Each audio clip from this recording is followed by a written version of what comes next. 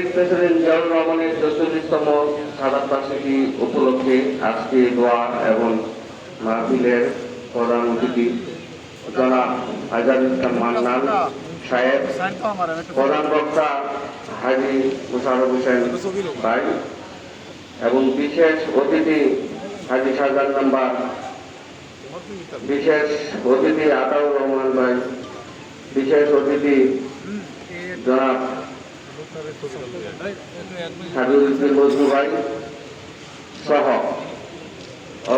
সম্মানিত গ্রামের অনেক গণ্যমান্য এবং সম্মানিত ব্যক্তিবর্গ সকলকে জানাই আসসালামু আলাইকুম। আমরা শহীদ প্রেসিডেন্ট জিয়াউর রহমানের আদর্শ গড়া দল 1978 সালে বিএনপি নামক দলটি গঠন করেছেন। আমরা ওই দলে যুক্ত আছি।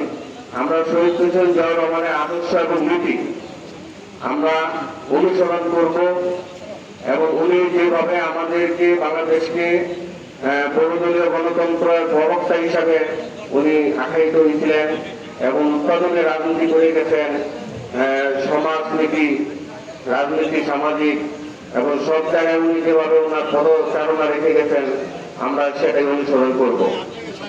আমরা যদি ওনার আদর্শ দেখে চলে যাই তাহলে আমাদের দলের অস্তিত্ব থাকবে না। আমাদের ভারপ্রাপ্ত চেয়ারম্যান